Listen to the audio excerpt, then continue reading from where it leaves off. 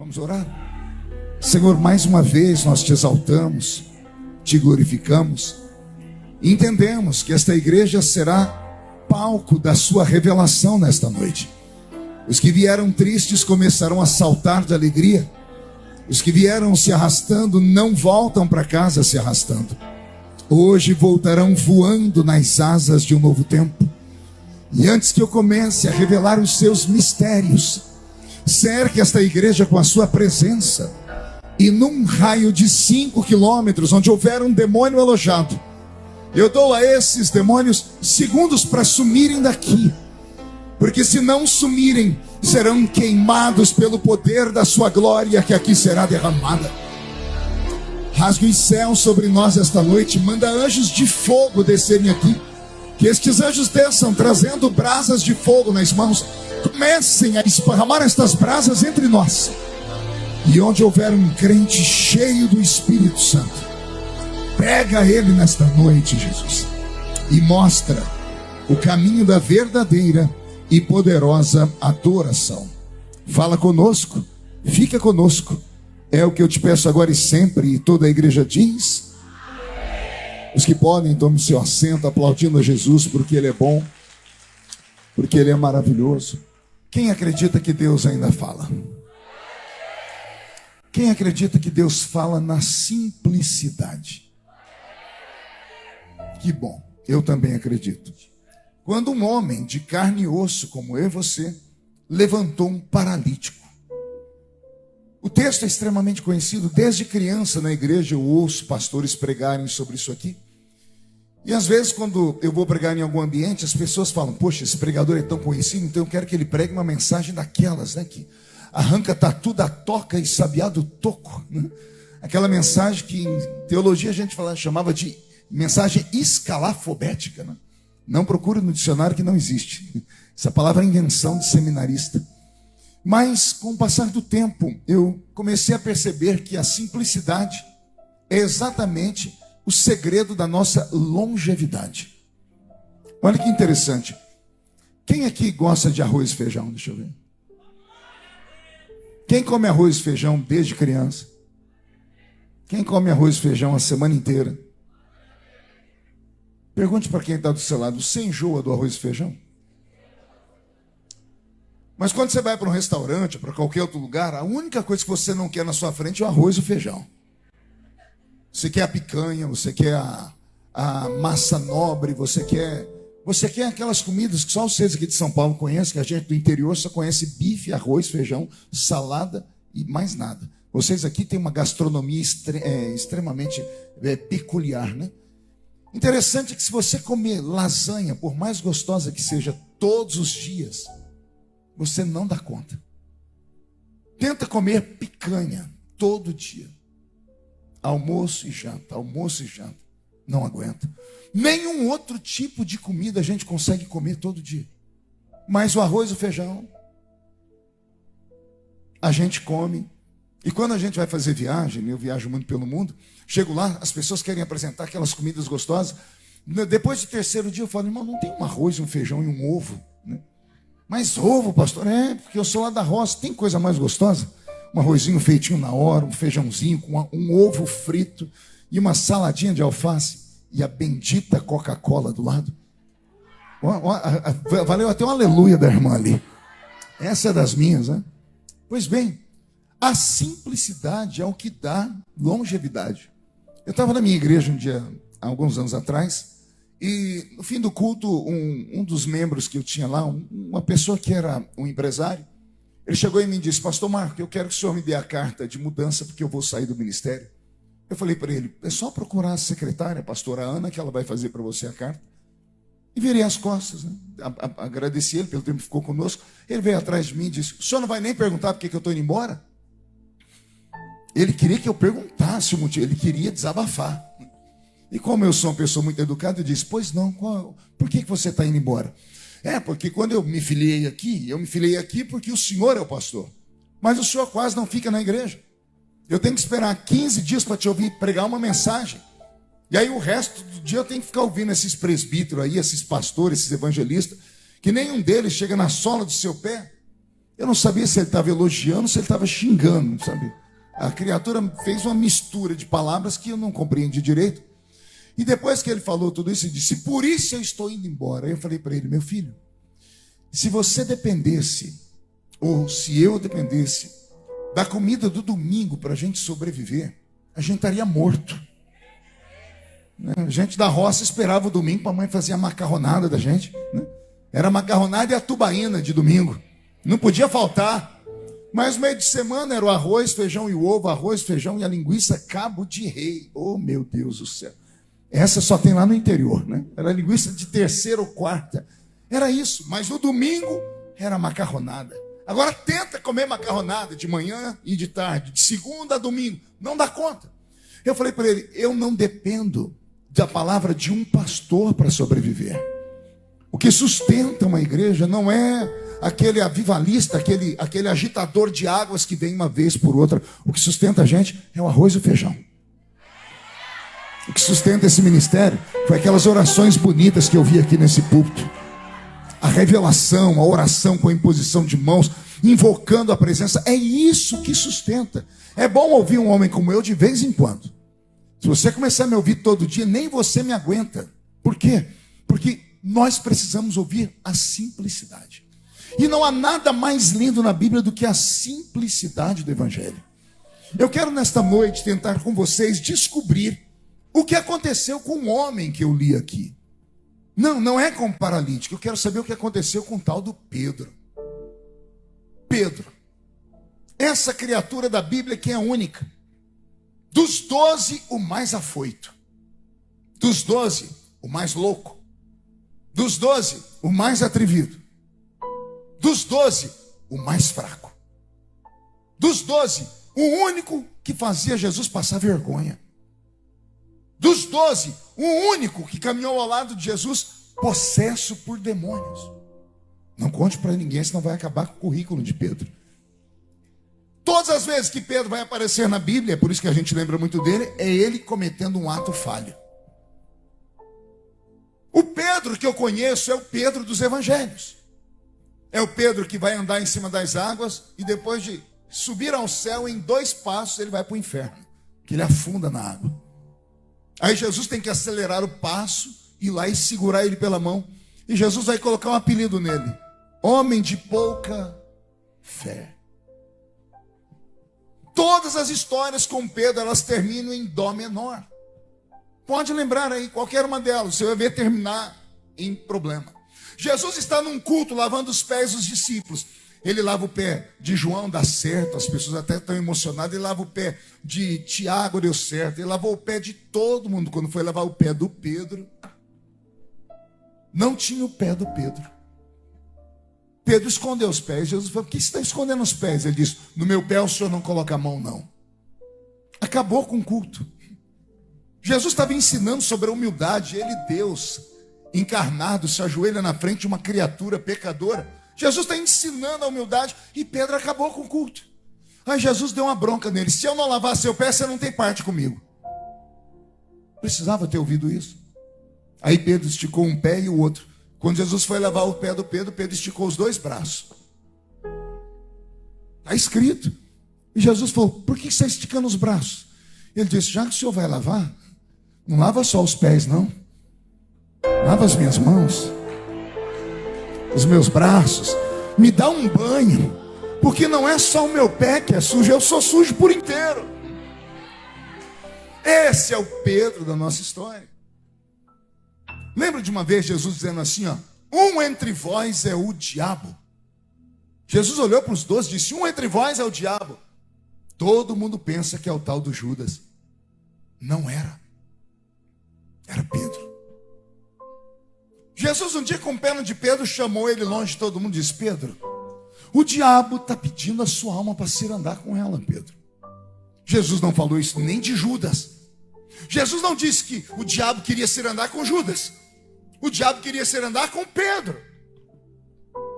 No outro dia Jesus está desabafando: está chegando a hora de eu morrer, eu sei como eu vou morrer. Pedro levantou e disse: tem pena de ti mesmo. Aí Jesus não aguentou. Jesus apontou o dedo dele e disse assim: para trás de mim. Quem? É sério? Não foi Zé Pilintra, não?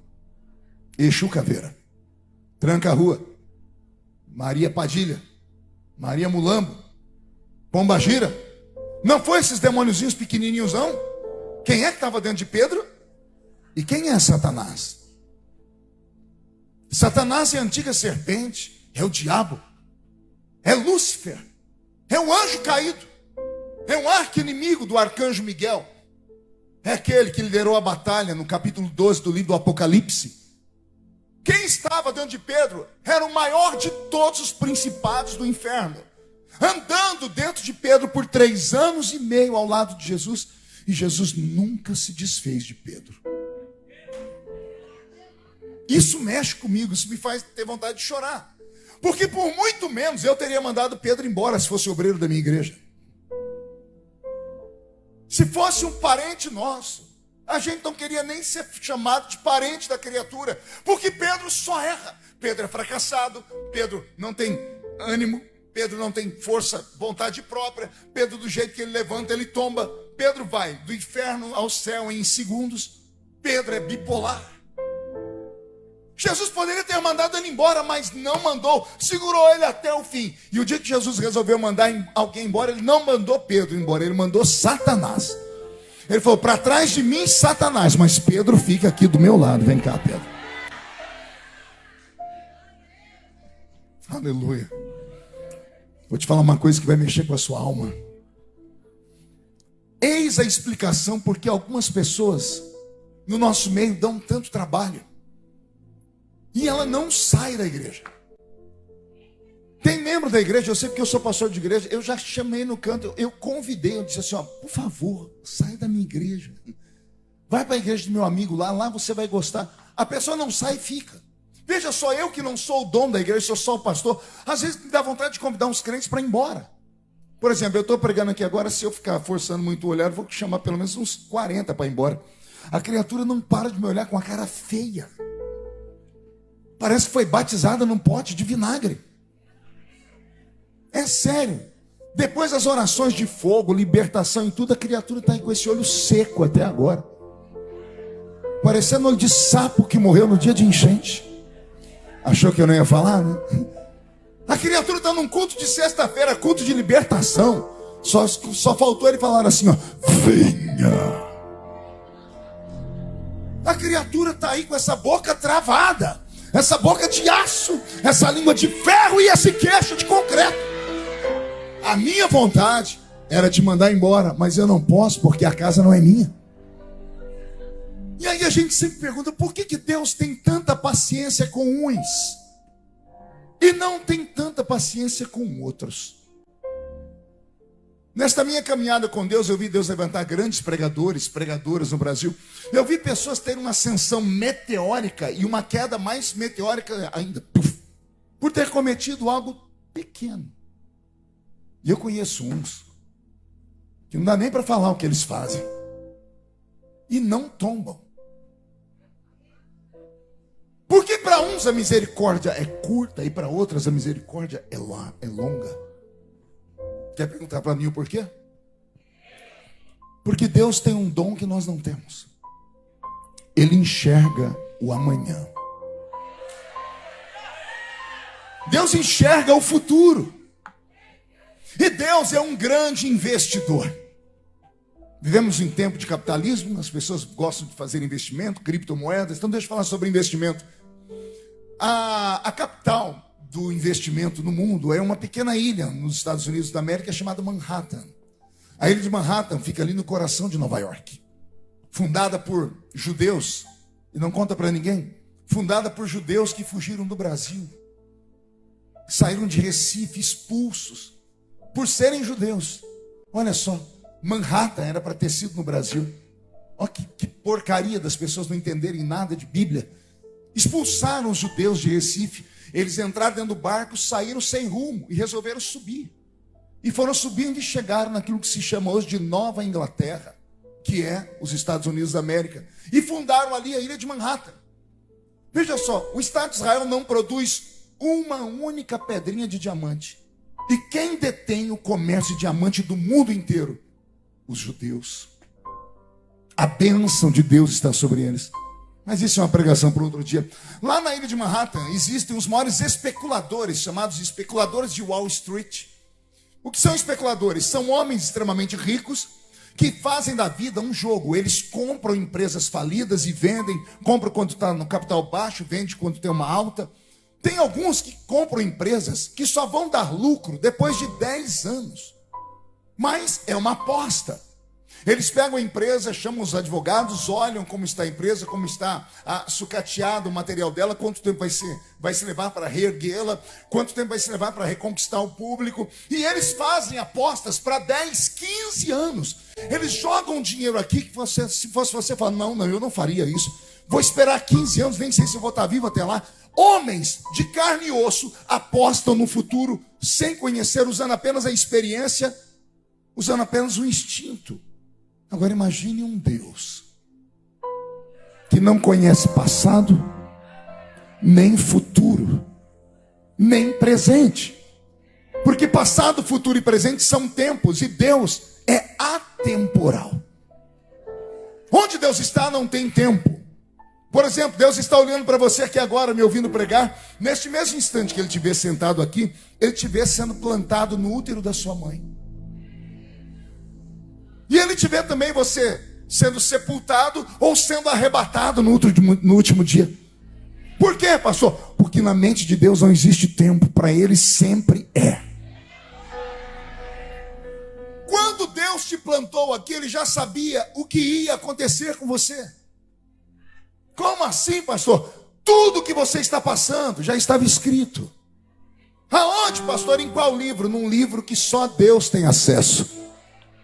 Isso é invenção sua, pastor? Não, é só você abrir a Bíblia e ler agora, Salmo 139, e o versículo de número 16. Leia aí na sua Bíblia.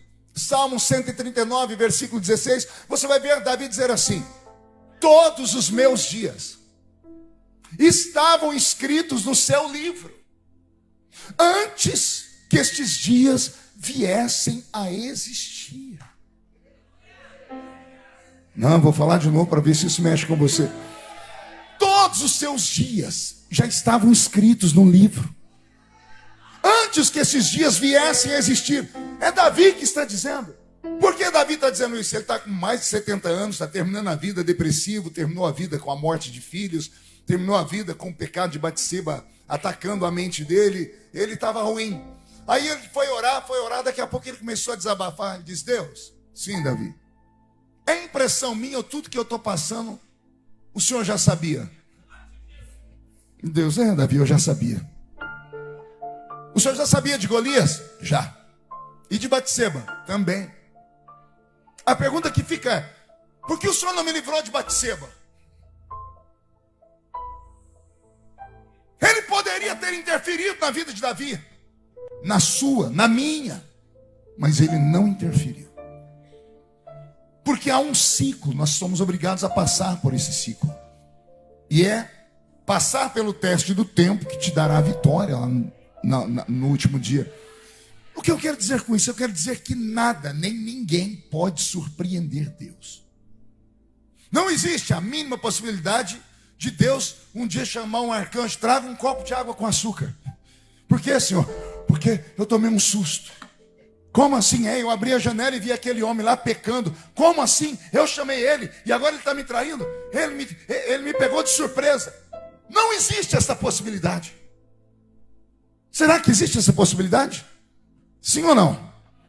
Quando Deus te chamou, Ele sabia tudo? Vou perguntar de novo: Ele sabia tudo? Ele sabia até aquilo que você ainda não passou? Então quer dizer que se Deus sabia tudo, Ele sabia das suas vitórias, mas Ele também sabia das suas derrotas. E sabendo das suas derrotas, por que Ele não te expulsou daqui? Por que Jesus teve paciência com Pedro? Por que Jesus não teve a mesma paciência com Iscariotes? Porque Iscariotes era um caso perdido. Jesus teve paciência com Pedro, porque Jesus olhava para Pedro e via o futuro. O diabo não viu o futuro, porque o diabo não é onisciente. O diabo não sabe o amanhã. Ele não sabe o que vai acontecer daqui a 5 minutos. O diabo não tem esse poder. Não há anjo na terra, nem demônio no inferno que saiba dessas coisas. Não há anjo nem no céu que saiba disso. Não há homem que tenha acesso ao futuro, a não ser que Deus lhe dê a autoridade de conhecer o futuro. Só há um ser no universo que conhece o amanhã. E ele está caminhando entre nós esta noite. E a presença dele é muito viva aqui. Pastor, o que o senhor quer dizer com tudo isso? Esta mensagem é para você, que todo mundo chama de crente cai. Essa aqui, qual é o número de igreja mesmo que você já foi contando com essa aqui? A milésima, centésima, duzentésima vez essa aqui? Quantos ministérios você já passou mesmo? Pois bem, se você deu trabalho em todos eles, por que você não está no mundo? Quantas pessoas foram membros de uma só igreja e saíram e se tornaram um demônio lá fora? Mas você, com toda a sua fraqueza, as pessoas te expulsam e você cai, mas você está aqui. Você cai, mas ó você aqui de novo. Você tomou, passa o ano a você. Por quê, pastor? Por que isso? Simples.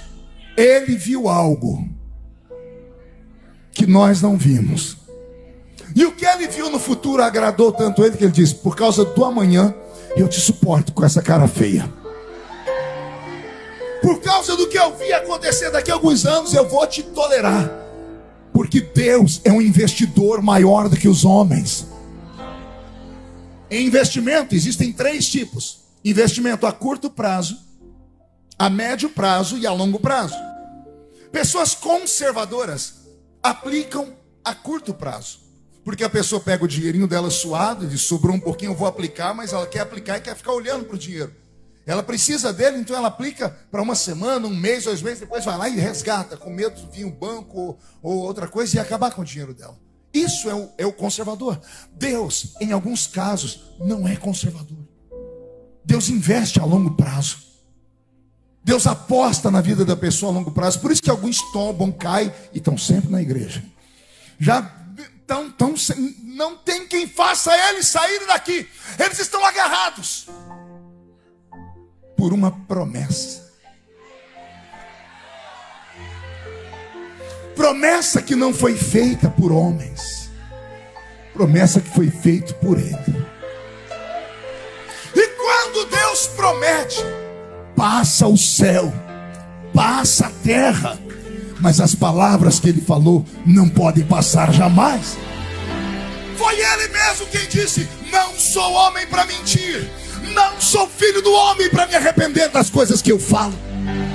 Se Deus falou alguma coisa a seu respeito, pode anotar. Você vai sofrer um bocado, vai ser torturado, triturado, testado, e não vai sair daqui. Você pode até levar uma vida dupla, pode estar aqui lá fora, pode sair daqui, se esconder lá fora, pode ir no meio dos quintos dos infernos. Enquanto Deus não cumprir o que Ele te falou, Ele não te solta. Porque senão Ele seria mentiroso.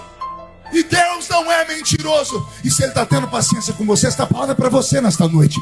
Se Deus está tendo paciência com você, passe a valorizar esta presença que está aqui.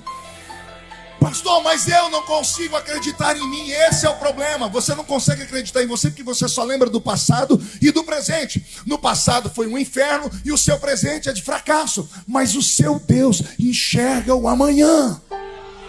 E por causa do amanhã Ele me trouxe hoje à noite aqui. E Ele me mandou te dizer: aguenta, suporta, vai andando, vai correndo. Quando acabar a força, vai se arrastando, vai agachado. Quando perder a força, vai rolando pelo chão. Quando acabar a força e não conseguir nem ir rolando, pare de um jeito que a boca fique virada para o chão, porque se colocares a boca no pó, talvez assim haja esperança. E aí o Senhor vai vir nas suas costas e fazer uma cirurgia e vai implantar um par de asas. E aquilo que você não conseguiu correndo nem andando, o Senhor vai te dar com você voando. Quando eu entrei por aquela porta, o Senhor disse: esse culto vai mudar vidas aqui. Eu não tenho visão a olho aberto, eu não sou um revelador, eu não sei seu CPF, nem sua placa, mas eu sei que aqui dentro tem alguém que Deus ama tanto, mais tanto, mais tanto, que Ele me deu esta palavra. E por amar você, o Senhor diz: eu mudo situações. Eu abato governos, eu levanto governos, eu abro sepultura, eu fecho sepultura, eu faço a casa sair do lugar, eu mudo você de bairro, eu te tiro do trabalho, eu coloco outro trabalho. Não me interessa o que Deus vai fazer, Ele só me mandou te dizer: eu vi o futuro, e o que eu vi me agradou. Vai acontecer um reboliço na sua vida, e só quem crê nisso, dá um grito para acordar a cidade inteira.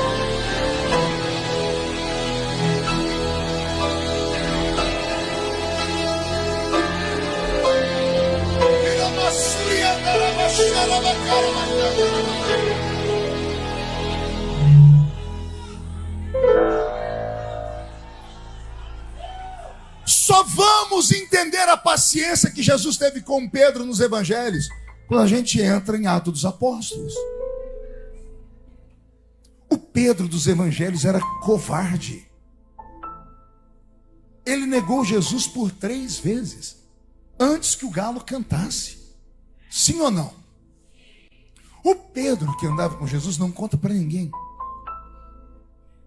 No dia em que Jesus foi traído, a Bíblia diz que Pedro arrancou a orelha de um soldado. Sim ou não? Ele arrancou com o quê? Uma espada. E onde ele arrumou aquela espada? Já vi irmãos falarem: Pedro brigou com o soldado e arrancou a espada da mão do soldado. Conversa para boi dormir. Como é que um pescador vai conseguir desarmar um militar que foi ali para executar aquele plano? Se pegar o militar de surpresa, como a gente vê em vídeo, aí a pessoa vai e tira a arma da cintura do soldado, tudo bem. Mas o soldado que foi para a batalha, quem é que toma da mão desse soldado a espada? Aquela espada estava na cintura de Pedro há 3 anos e meio. Era herança de quando ele era pescador, para brigar com os piratas, porque ele e João pescavam a noite toda, chegavam às vezes na beira da praia e vinham outras pessoas para roubá-los. Então eles usavam a espada para se defender. Pedro confiava em Jesus, mas não largava a espada de jeito nenhum. Agora a parte mais bonita, pergunte qual? Será que Jesus nunca viu essa espada? Na hora de sentar aqui para comer, não tem como esconder a espada. Eles dormiam em lugares juntos, Jesus viu aquela espada 1000 vezes. A pergunta é: por que Jesus não falou para ele: joga fora essa espada, tira essa espada da cintura? Ó, que ensinamento violento agora. Pergunte para mim: por quê, pastor? Jesus sabia de uma coisa: do que adianta tirar a espada da cintura se ela morava no coração? Entendeu, hein? Vou dar um exemplo prático. Eu me casei assembleiano. Minha sogra não deixou nem filmar o meu casamento para não comprar televisão. Ela falou: se você filmar, você vai ser tentado e vai colocar uma televisão dentro da sua casa.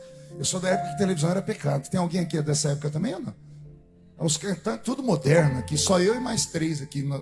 Nós sofremos mais que vocês, viu, raça? E eu lembro que toda quarta-feira eu ia jantar na casa da minha mãe. E quando eu entrava, já entrava pela sala e ali eu ficava. E eu ficava vendo televisão. Marco, vem jantar. Mãe, eu vou jantar aqui na sala mesmo. Traz a comida aqui para mim. Eu nem olhava para ela, eu pegava o prato aqui. Comia. Se quer um refrigerante? Quer. Eu não olhava para minha mãe, eu pegava o refrigerante e colocava aqui. Terminava e entregava o prato. Eu ficava colado na televisão até 11 horas da noite. Um dia minha mãe não aguentou e disse: filho, por que você não comprou a televisão para você? Eu falei: mãe, televisão é pecado. Ela falou: é pecado na sua casa, na minha não é? Toma vergonha na cara, rapaz. Naquele dia minha ficha caiu. E eu comecei a entender por que algumas igrejas não conseguem mudar as pessoas. Porque de fato não é a igreja que muda a pessoa. Toda pessoa que deixa de fazer uma prática porque a igreja manda, mais cedo ou mais tarde ela vai voltar na mesma prática. Por quê? Porque ela não foi convencida pelo Espírito Santo. Foi convencida pelo irmão, pela irmã, pelo parente, pelo obreiro. Quando o homem se intromete na questão da libertação da pessoa, ele se dá mal, porque a pessoa vai fazer não porque ela sentiu, não porque ela está liberta. Ela vai deixar de fazer aquilo para agradar a pessoa. E não tem nada pior nessa vida do que fazer as coisas para agradar os outros. E vou te contar outra coisa agora também, essa vai ser dura. Muda a música, Roberto. Sabe aquelas irmãs e aqueles irmãos que vivem para falar da vida dos outros? Aqui não tem, só tem na minha igreja. Sabe, eles mandam mensagem no privado: pastor, eu vi fulano de tal. Pastor, olha a roupa que aquela mulher está usando, olha a roupa. Vou te contar, todo crente que fala da vida dos outros, ele tem inveja daquele que ele está falando. Porque ele está falando de alguém que tem coragem de ser verdadeiro. E ela ou ele tem inveja, ela queria ter a mesma coisa. Ela queria ter cortado o cabelo, queria ter mudado a cor do cabelo, a maquiagem, queria ter colocado uma roupa mais tchan, mas ela não tem coragem. Como ela não tem coragem de ver você fazer, ela diz assim: eu não faço, mas ela também não vai fazer não. Ó, pastor, olha lá, tem que excluir, tem que disciplinar. Posso dar um conselho da vida para vocês hoje? Cuida da sua vida. Ah, pastor, mas eu não concordo, o problema é seu. Cadê o Licã? Você pôs meia hoje? Fica em pé, Licã. Eu também não gosto que o Licã que trabalha comigo anda com essa... Olha a roupa dele. Não, não. É o Chico Bento da turma do Cebolinha. Não, vira pro pessoal ver sua roupa. Vai tudo rasgado. Olha o sapato, olha a meia, não tem meia. Fica com essas pernas de saracura. Eu também não gosto, mas a vida é dele. Ele gosta. Deixa ele com a vida dele, cuida da sua. Pastor, e se a pessoa não quiser cuidar da vida dela? Aí você fala assim para ela: eu vou arrumar para você um tanque cheio de roupa suja para você lavar. Porque aí você vai aprender a tomar conta da sua vida. Todas as quedas de Pedro estão escritas. Detalhe: Pedro não sabia ler nem escrever. Está escrito em Atos dos Apóstolos, capítulo 4. Pedro pregou um sermão depois que ele curou esse paralítico. E os homens que ouviram Pedro pregar disseram: não são, pois, esses homens iletrados, analfabetos? Como, pois, os ouvimos falar com tanta eloquência? Pedro era analfabeto, não sabia ler nem escrever. Mas todas as quedas dele estão escritas aqui. Quem foi que escreveu? Os invejosos. Todo mundo que escutou isso. Pedro está lá no meio do mar, está afundando. E escutaram dentro do barco Jesus falar: homem de pouca fé. O fofoqueiro é uma treva. Ele tem um ouvido biônico. Pedro entrou dentro do barco e está todo mundo: ei, homem de pouca fé, Pedro, você acaba com o ministério desse jeito, Pedro. Todo mundo falando: Jesus, perdoa Pedro. Pedro é assim mesmo. O senhor falou lá o quê mesmo? Um homem de pouca fé, né? Toda vez que alguém contar essa história, vai falar que Pedro é um homem de pouca fé. As pessoas escreveram sobre as quedas dele. Só que depois foram obrigados a escrever sobre as vitórias dele. Anote isso, esse é o ciclo da vida. De uma coisa eu tenho certeza: Deus não errou quando Ele te chamou. Vou falar de novo: Deus não erra quando Ele chama. Então tenha paciência. Arruma força onde você não tem, vai em frente. Não pare para ouvir Sambalates e Tobias. Não pare para ouvir esses coveiros de igreja que nunca venceram na vida, e quando vê você querer sonhar, são os primeiros a jogar uma pá de cal em cima do seu sonho. Em nome de Jesus, eu repreendo esse espírito de piolho. Eita, que agora foi forte. Esse espírito de piolho. Que é um piolho, pastor? É um bicho que anda pela cabeça dos outros. Eu repreendo esse espírito. Você não vai andar mais pela cabeça de ninguém. Deus tem uma história para você. Deus tem uma missão para você. E quem viver, verá. Eu vou falar de novo: quem viver, verá. Eu vou ser muito atrevido se você soubesse quem é essa criatura que está sentada do seu lado aí agora. Você ia pegar o celular e ia tirar uma selfie com ela. Ia passar a seguir ela no Instagram. Por quê, pastor? Porque agora ela está aí, ó, toda chorosa, depressiva. Daqui uns dias você vai ver essa criatura na televisão, vendendo um produto, criando um aplicativo, se tornando empresário, de repente gravando uma música que o mundo inteiro vai cantar. Você vai falar: eu conheço isso aí. Sabe o que vão falar para você? Mentiroso. Aí você vai tentar isso. Não, estava lá no culto, estava nada. Cadê a prova? Você não tem, você não tirou uma selfie, você ignorou a pessoa que está do seu lado. Eu não vim pregar para derrotados nessa noite. Eu vim pregar para escolhidos. E não são escolhidos pelos homens, porque o homem não enxerga um palmo à frente do seu nariz. Eu vim pregar para aqueles que Deus escolheu. Alguém foi escolhido por Deus aqui? Então levante a mão direita para o céu, chacoalhe ela, agarre o ombro de quem está do seu lado, por favor. Agarre a criatura do seu lado, é para agarrar ela. Tem gente que nem para me obedecer presta, raça ruim.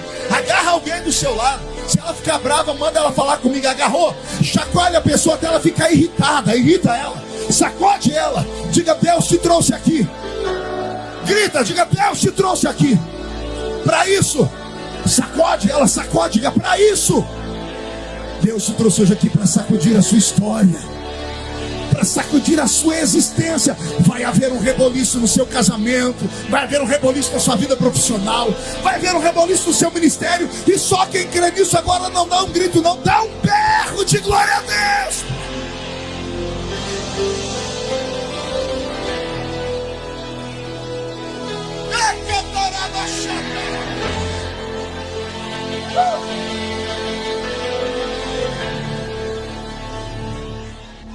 Estou com o corpo todo arrepiado. Está tendo uma guerra aqui em cima. Anjos e demônios. Os anjos dando gargalhada e os demônios em gritos. Os anjos olhando para os demônios dizendo assim: tá vendo? Você falou que ela não prestava? Ó, Deus usando o pregador para falar que ela vai ser grande. E os demônios se acusando: mas olha o que ela fez ontem, olha o que ela fez ontem. E os anjos dizendo assim: vocês só veem o passado. O Deus que chamou está vendo o futuro. Está vendo o futuro. Deus está vendo Pedro levantar paralítico. Por que Jesus teve paciência com Pedro? Olhe para mim. A Bíblia diz que Pedro era tão diferenciado que colocavam os doentes no meio da rua. Não era para ele colocar a mão, não era para ele colocar o pé, era só para que a sombra dele.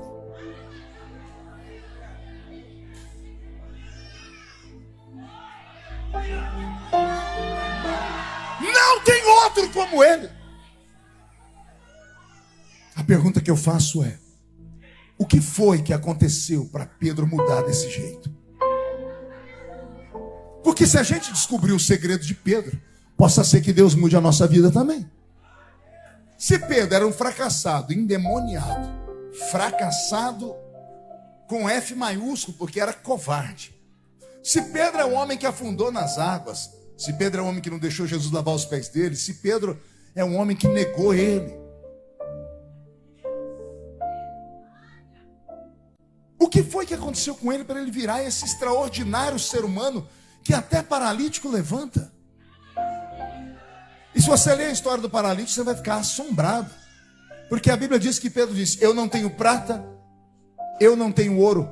Olha só, era Pedro e João entrando no templo, sim ou não? Então eram dois.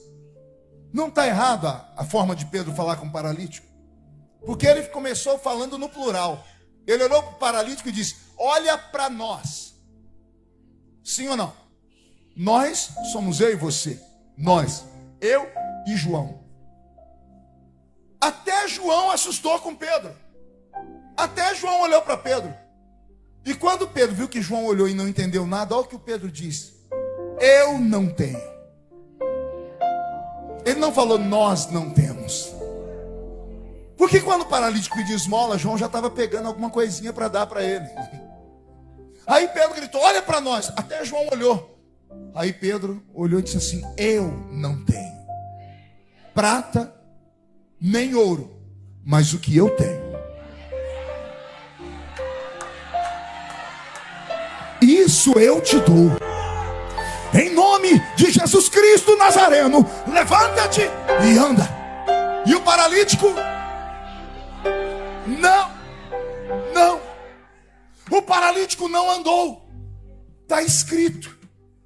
O paralítico sentado estava, sentado ficou. Leia o versículo 7 depois. A Bíblia diz: e Pedro, tomando o paralítico pela mão, colocou o paralítico em pé. O paralítico tomou um susto quando ele mesmo viu que estava em pé. Aí a Bíblia diz: e o paralítico começou a saltar, começou a louvar, e entrou no templo adorando ao grande Deus de Pedro. Eu cataloguei aqui Pedro em alguns textos da Bíblia, usando dons, que está lá escrito na primeira carta de Paulo aos Coríntios, no capítulo 12.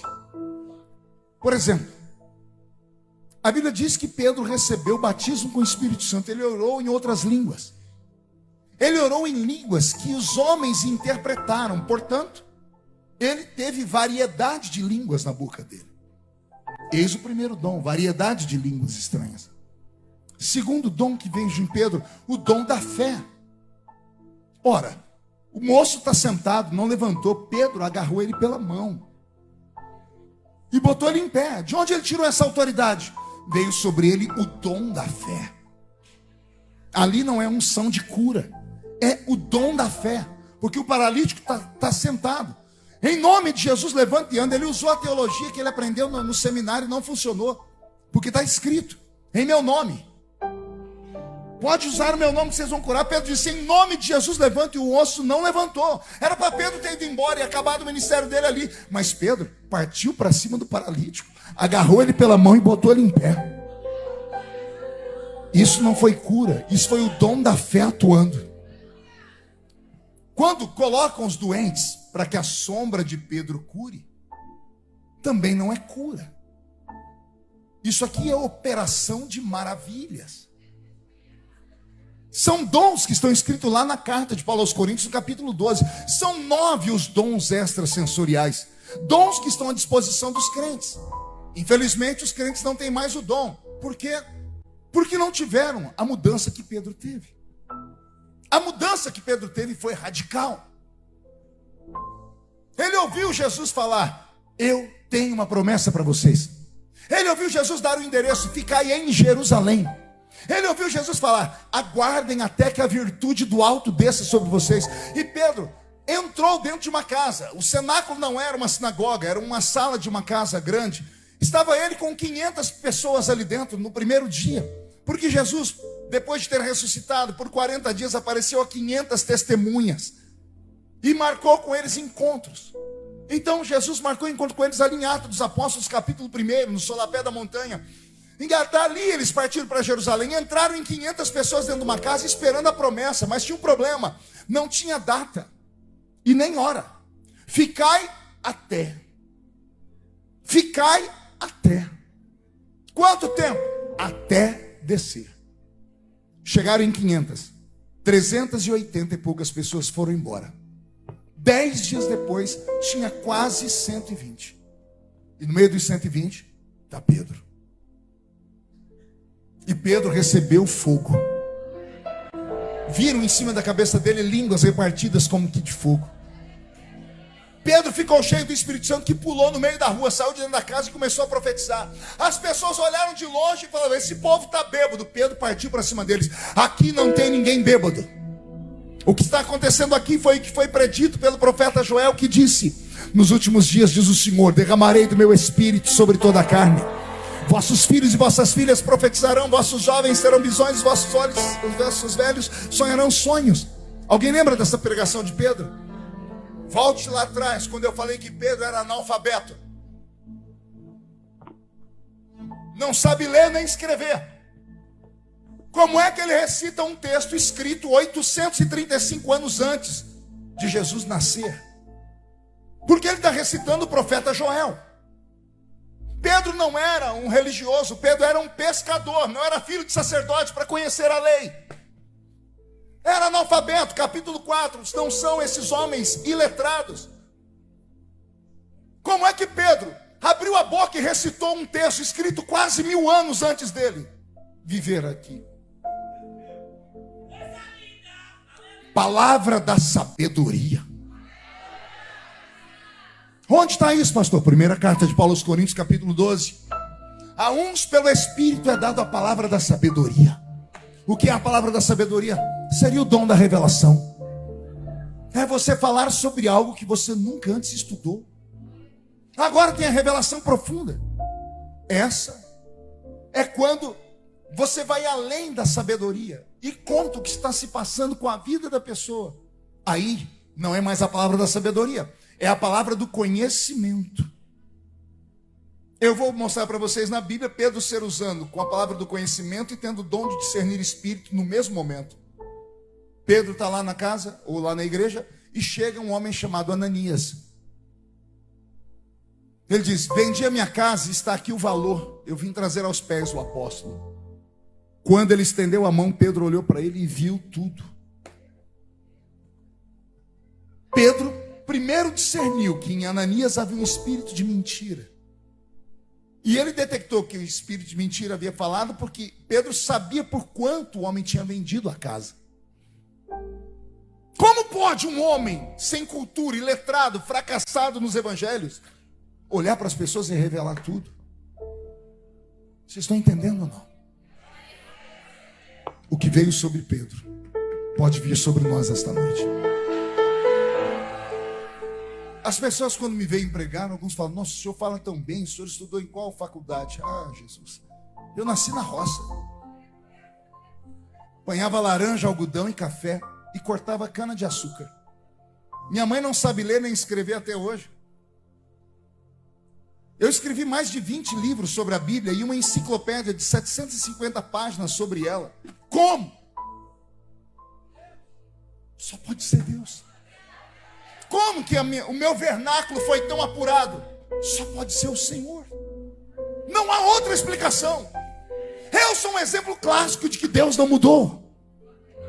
O que ele viu no Senhor, pastor? Fome, desejo, entrega. Eu nunca deixei ninguém se meter entre aquilo que Deus me prometeu e sobre aquilo que as pessoas acreditavam.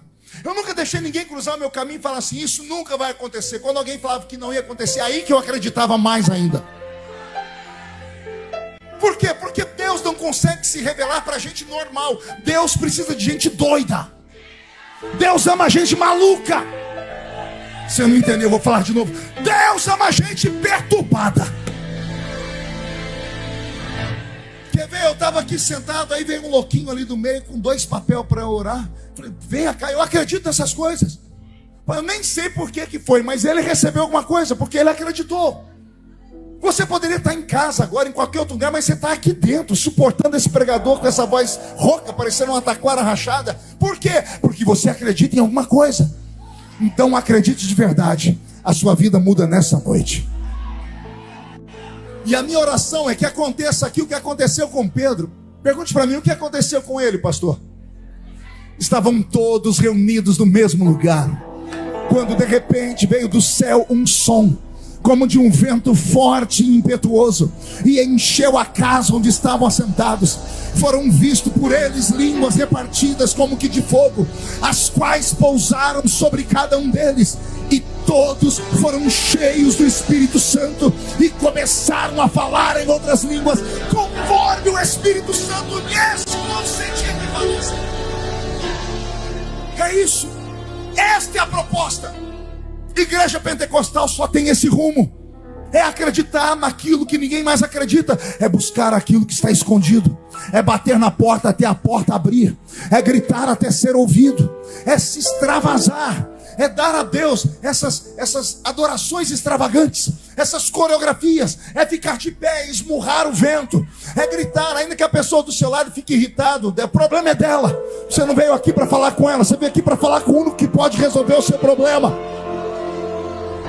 Esse é o seu problema. Você vem para uma igreja pentecostal e quer ser tratado como se você tivesse uma igreja reformada. Você vem para uma igreja pentecostal: não, eu vim aqui para meu coração ser massageado. Não precisa vir aqui.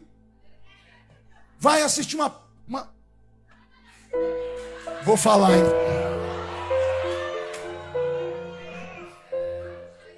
Vai fazer uma imersão com o Thiago Brunet. Pronto. Vai ler um livro do Dr. Lair Ribeiro. 47 razões porque mesmo sendo vesgo eu sou a cara de Leonardo DiCaprio. Porque é isso que a autoajuda faz. Ela pega a pessoa e massageia o ego dela. A pessoa saindo: eu sou, dá 4 passos. Ela: não sou. Acabou. Aqui não é lugar de autoajuda. Aqui é lugar da ajuda do alto. E como é que a gente destampa, pastor? Como é que a gente abre a porta do céu? Gritando. Eu provo que é gritando. Diga para mim, prove. Quem aqui já esteve num culto daqueles que você falou: o que eu vim fazer hoje aqui? Aquele frio, nada ia para frente, tudo travado. O diácono estava endemoniado, o pastor estava bravo, a criancinha estava possessa por pelo menos uns 8.000 demônios. Tudo te atormentava. Aí de repente o culto está quase chegando no fim, e lá de trás, sempre vem do fundão, né? Um valente grita: glória a Deus! Quem já participou de um culto assim? Quando a criatura gritou glória a Deus, o que as pessoas fizeram? Automaticamente todo mundo faz assim, ó. Sim ou não? Seja sincero, sim ou não? Todo mundo olha. No silêncio alguém dá um grito, todo mundo olha. Aí eu faço uma pergunta: por que você olhou? A criatura chamou você? Não, pastor, o barulho. Você está num shopping, tem 1 milhão de pessoas falando, você não olha para ninguém. Mas de repente alguém grita: Zé, olha você olhando. A gente só olha quando aquilo é para nós. A pessoa gritou glória a quem? E você olhou. Se ela chamou a sua atenção, imagina aquele que é único. Se tem um povo que ganha no grito, são os pentecostais. Pastor, mas isso está me incomodando. A porta da rua é serventia da casa. Isso aqui é um culto de sexta-feira, é culto de libertação, é culto de cura, é culto de milagre, é culto da pá virada. Deus vai mudar a sua história. Meu Deus, arrepiou até a barba. Fica de pé comigo. Eu quero ver os valentes aqui nesta noite. Se você for cheio do Espírito Santo nessa noite, eu não me responsabilizo se a sua sombra começar a levantar paralítico no meio da rua. Não me responsabilizo se você entrando no trabalho amanhã, olhando para amigo e para o amigo e contando a vida dele inteira. O Senhor vai te dar dons do Espírito Santo. Foi para isso que Ele te trouxe aqui nessa noite. Ele quer te revestir, Ele quer te dar autoridade, Ele quer mudar a sua história. Por que Ele quer mudar a minha história, pastor? Porque Deus apostou na sua vida. Deus encarou o tempo, Deus encarou religiões, Deus encarou ministérios, e Ele está te segurando até hoje. É porque tem algo muito grande para acontecer na sua vida. Não desista de si mesmo, não se sabote. Por favor, para de se autoflagelar, para de dizer com a sua própria boca que você não presta, que você é um fracasso, que você nunca vai ser feliz. Pare. Palavras têm poder, palavras paralisam, mas palavras também podem te fazer voar. Se você fechar os olhos agora e começar a dizer: eu vou vencer, eu vou chegar lá, meu casamento vai dar certo, meu filho vai ser uma bênção. Se você falar: Deus, me dá o que esse pregador está falando, Jesus pode te dar. Eu posso te trazer até aqui. Aqui é a porta do rio. Pular dentro do rio é só você que pode. Eu posso te dar o caminho, mas não posso te levar até o fim. Caminhar é com você. Feche seus olhos. Senhor, prepare esse culto, porque eu gostaria muito, ó Deus, de ver acontecer aqui o que eu vi acontecer na minha infância, quando nós pedimos ao Senhor para transformar aquele pequeno ambiente num grande oceano. Quando a gente pedir para o Senhor transformar aquele ambiente, ó Pai, num temporal.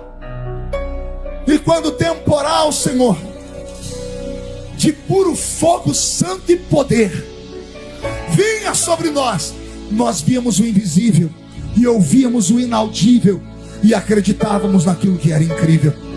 Transforma, Senhor, este santuário numa plataforma de milagres. E onde houver alguém buscando uma transformação, visita ele, visita ela. E onde houver alguém batizado com o Espírito Santo, renova eles. Agora, meu Senhor. Quem pode aplaudir?